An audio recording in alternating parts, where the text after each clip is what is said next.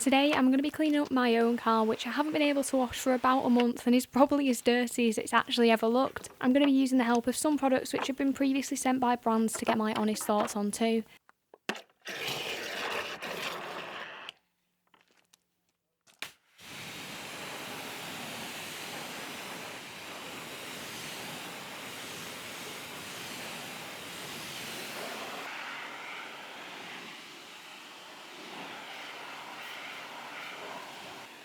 Kicking things off on the wheels, I first started with a pre-wash using Yum Citrus at a 1:5 dilution in the IK sprayer.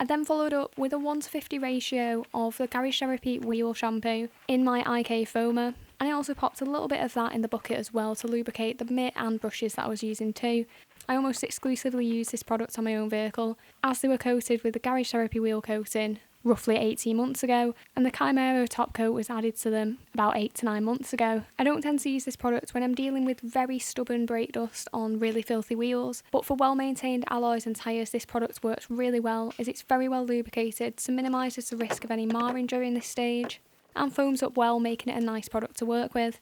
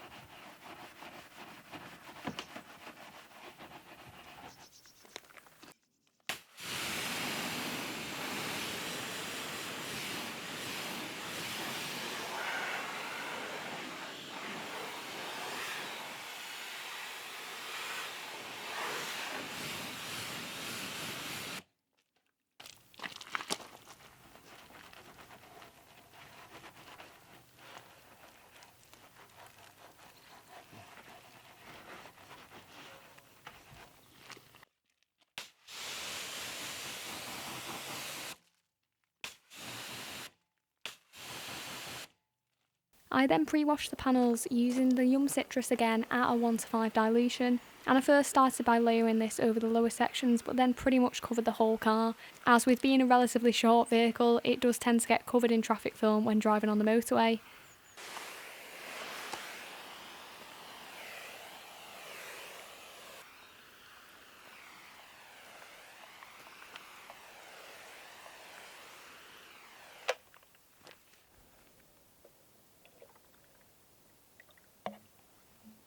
A few minutes after applying the citrus, I went in with a 1:15 dilution of Autobrite Magifoam, which by itself has good cleaning ability, so in a lot of cases I can get away with using it on its own. However, certainly today that wasn't going to be the case.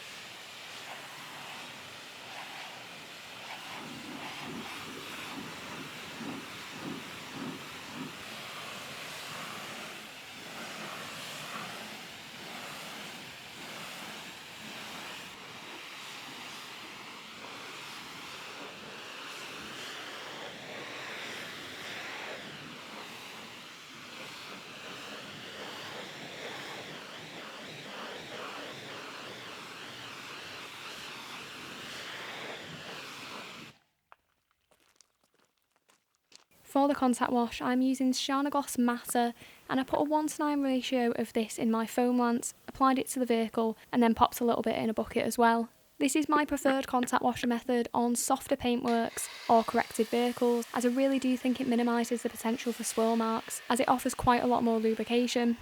Like with the 2-bucket method, I still have the safety of having that rinse bucket available, which I've used to wash the mitt out after each panel, and it's a method that I've been using on this car for the past couple of years. The reason you don't see it used as much on my videos is because it is a little bit of a pain when filming, as when I'm moving the camera around, the foam tends to slip off the car, so that's typically why you'll usually see me using a 2-bucket method.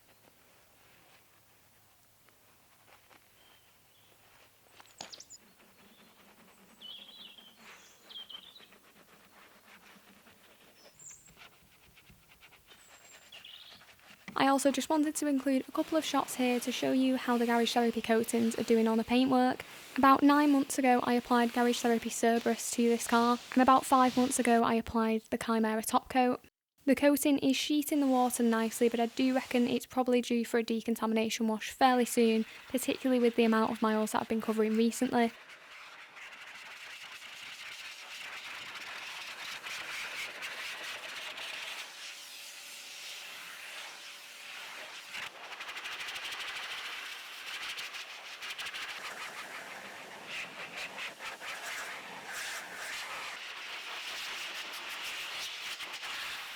To dry this car, I used a combination of my Blow Air RS car dryer, and then I went in with the Dryer Wolf towel by the Rag Company, which is ultra plush, but I do still like to use a patting technique rather than dragging the towel across the panel, as I do think this minimises the risk of marring.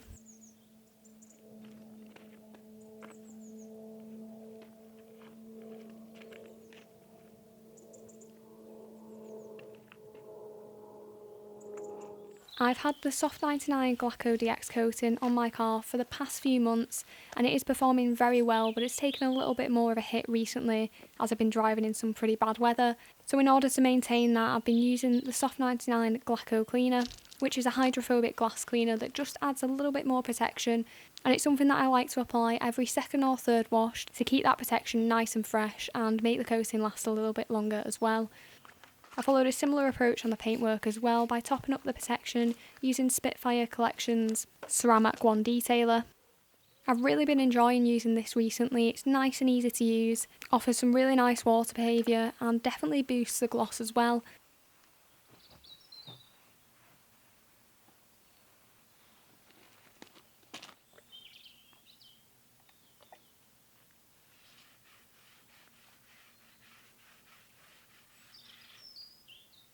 On the tyres today, I opted for Yum Dress, which leaves a lovely finish on these tyres and does help to condition the rubber as well. I also popped a little bit of that product in the arches as well to darken them and just complete the overall look.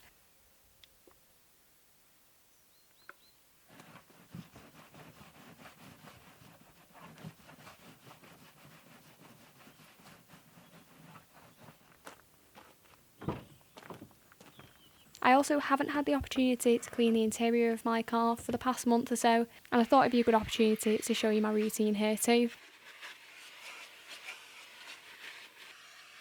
I first started off with a vacuum using the Henry, as I would usually, and I like to use the brush attachment on the leather, which helps me get any debris out of the stitching but without being too aggressive, and then I use the crevice attachment on the carpets.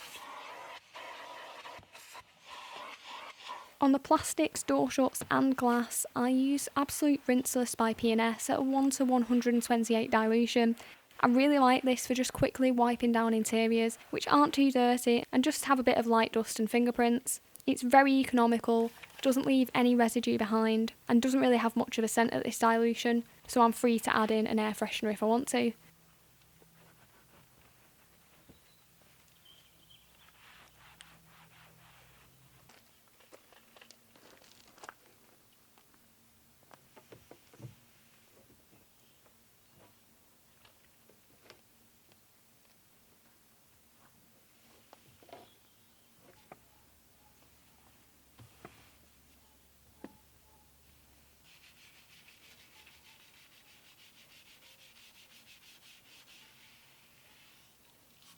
The only surface where I didn't use absolute rinseless was on the leather steering wheel and seats, where I went for the Geist leather cleaner and worked that in using the Colour Lock leather brush. To add a little bit of protection to the leather, which I haven't done for a little while, I went in with the Geist dye and friction blocker. This, as you would expect from any good leather product, leaves a perfectly matte finish so it doesn't look greasy or shiny. They do also have a leather conditioner, which I do use from time to time on my car as well, but I just didn't have an opportunity on the day to let it properly soak in, as this really needs to be done for at least a few hours, but ideally overnight to get the desired effect. So the dye and friction blocker in isolation was the best option I had on the day,